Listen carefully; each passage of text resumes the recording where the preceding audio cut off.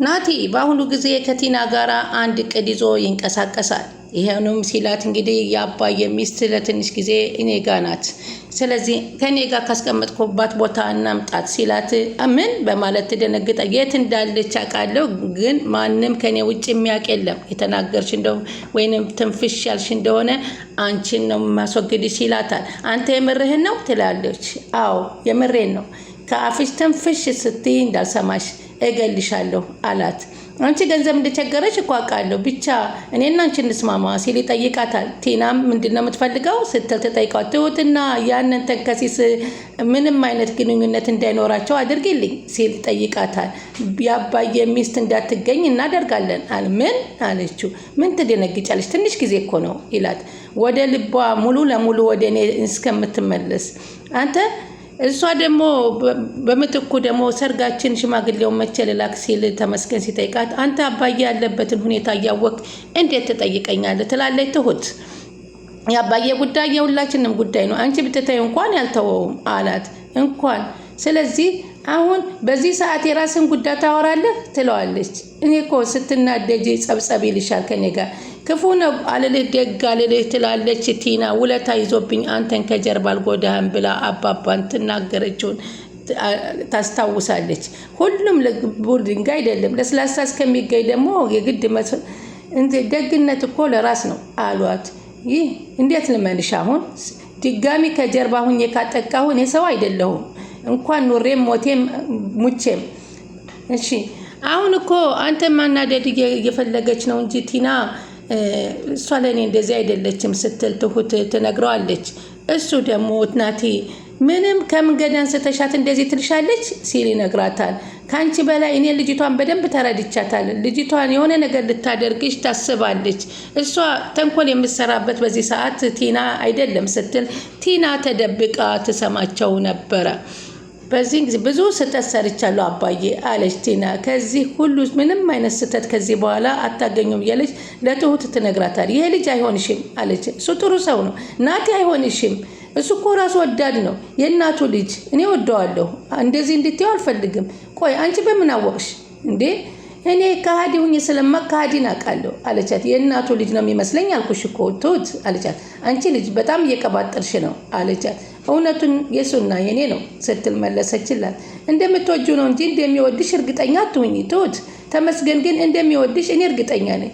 ትሁትን ለትንሽ ካዘንሽላት ትንሽ ትክክለኛውን ምርጫ እንድትመርጥ አድርጊ ያላትን ተመስገን ቲና አስታወሰች። እንግዲህ አባዬ ከቦታው ድረስ ትሁት ይዛቸው ከሄደች በኋላ ስታያቸው አላገኘቻቸውም። አባዬ ቤቱና ቦታው ይህ ነው፣ እንግዲህ የት እንደሄደች አላወቅኩም፣ ብቻ ያሳዩኝ ሰውዬ እዚሁ አካባቢ ስለማይጠፉ እሱን እናጠይቃቸው በማለት ወደ አባባ እና እንሂድ። በፍጹም እኔ እዚህ ንቅንቅ አልልም እሷን ካላየዋት በማለት ይናግሯታል። አባዬ እዛ ቦታ ድረስ ሄደው ሚስታቸውን ማጣታቸው በጣም አስጨንቋቸዋል። ከዛም ሰውየውን አግኝተዋቸው ሲጠይቋቸው እንዴ ጸበል ሊሆን ነው የምትሄደው፣ ስለዚህ ጸበል ካልሆነ የት ትሄዳለች? ጸበሉ የት እንደሆነ ልትነግሩ ትፈልጋላችሁ ሲል በፍጹም ጸበሉን አላውቀውም፣ ብቻ ግን አልፎ አልፎ ጸበል ትሄዳለች፣ ልጇ ይዛት ትሄዳለች። ልጅ አለቻት እንዴ በማለት ሲጠይቃት አዎ የምትንከባከባትና የምትካድማት እኮ ሴት ልጅ አለቻት፣ ሰው ህዝቡ ያስቀመጠላት በማለት ይናገር። እኔ ግን ከዚሁ ቁጭ ብዬ ነው የምጠብቃት በማለት ትሄዳለች። ትሁት ለምን አስቀድመሽ ሳትደውይ ትመጫለሽ? እዚህ እኮ የለችም ጸበል ሄዳለች አላት። አባዬ ምን ልለው ነው ብላ ግራ ስትጋባ እያየናት ነበር። ጸበሉ የት እንደሆነ የማያውቅና ምንም አይነት ነገር እንዳልሰማ እሷም ከልጇ ጋር እንደሄደች ይነግራታል። ትሁትም ልጅ አላት እንዴ ስትል ትጠይቀዋለች።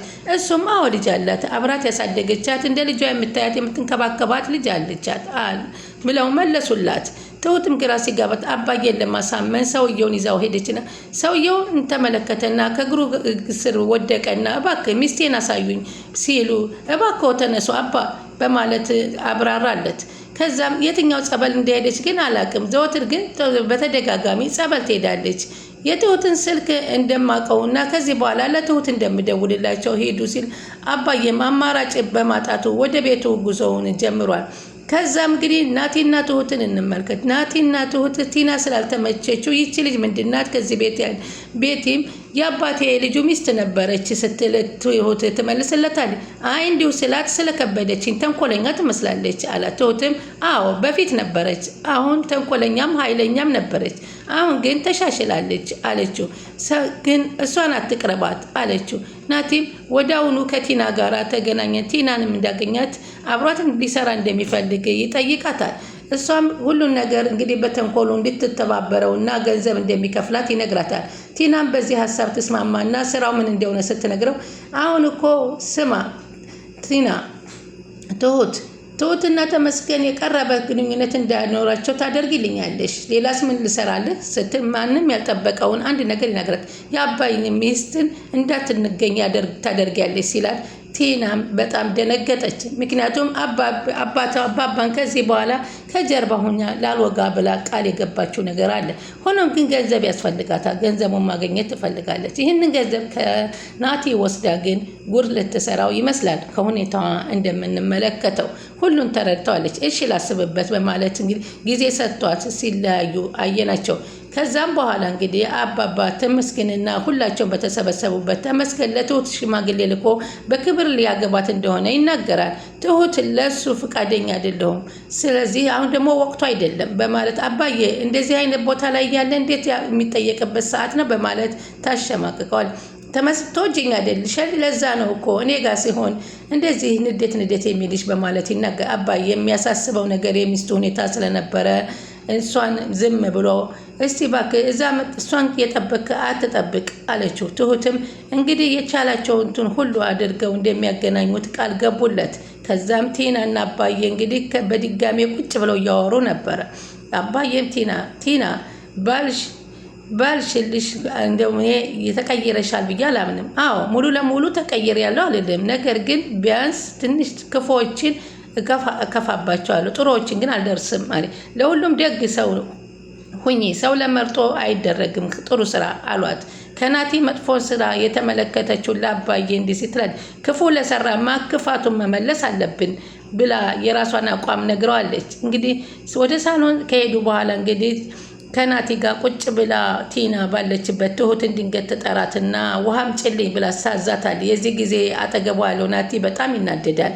ግን አንቺ ልጅ ከልክ እያለፍሽ ለምን ስነ ስርዓት አትይዥም? እንዴት ውሃ አንጭ ትያታለሽ አላት።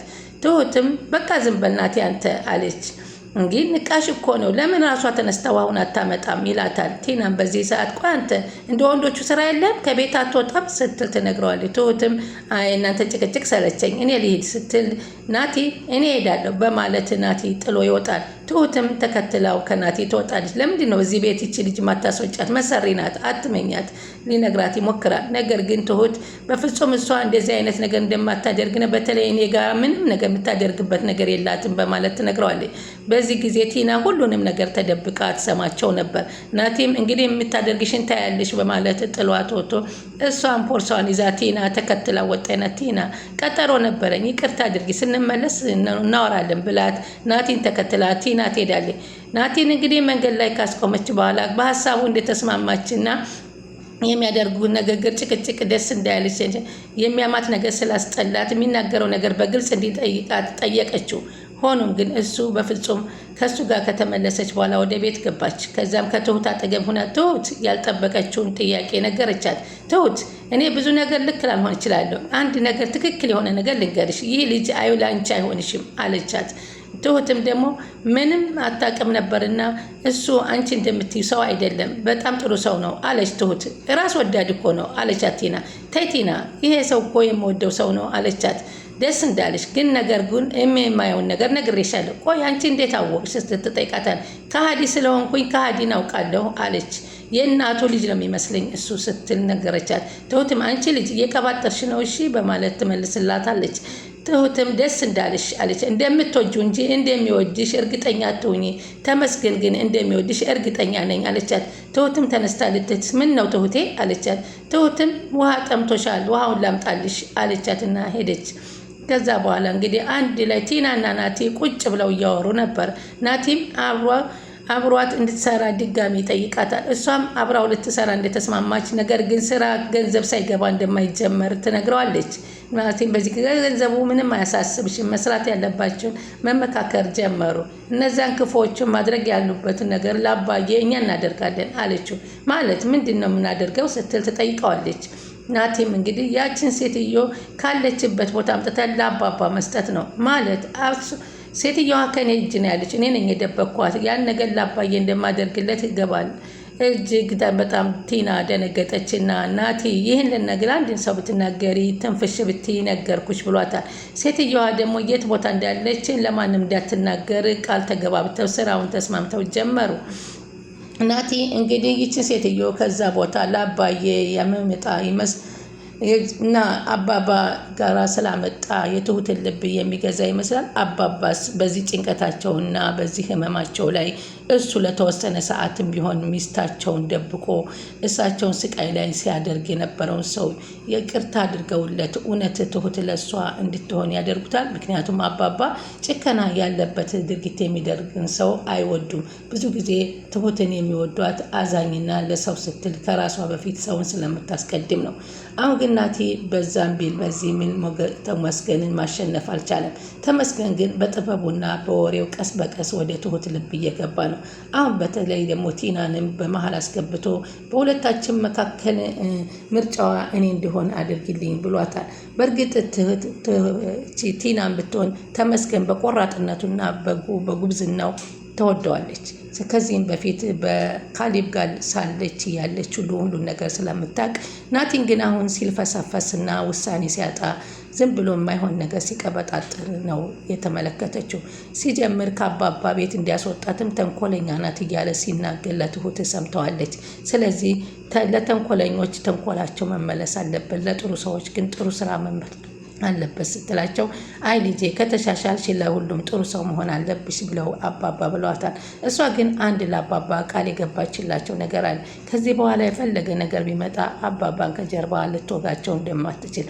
ስለዚህ አሁን እኔ ይመስለኛል ናቲን ገንዘቡን ላጥ አድርጋ ከወሰደች በኋላ ሰው እሱ ጋር እንዳለች እንደምታጋልጠው ይመስለኛል። በዚህ ሰዓት እንግዲህ አባባ ሲመጡ ደግሞ ሲሰሙ እንግዲህ ይህንን ነገር ጭራሽ ከቤቱ እንደሚያባረሩትና እንደማይፈቅዱለት ነው። ትሁትም ይህን ስራ ከጀርባ እየሰራ መሆኑንና ከዚህም በፊት ተመስገንን በጩቤ መውጋቱን ስትሰማ እንግዲህ በናቲ ያላትን እምነትና እንዲሁም ቲና አይሆንሽም፣ ራስ ወዳድ ነው፣ የእናቱ ልጅ ነው ያለቻትን በማስታወስ እንግዲህ ጉዳዩን ወደ ናቲ ሳይሆን ወደ ተመስገን የምታዘነብል ይመስላል። ለማንኛውም ቻናሉን ሰብስክራይብ እያደረጉ ይጠብቁ።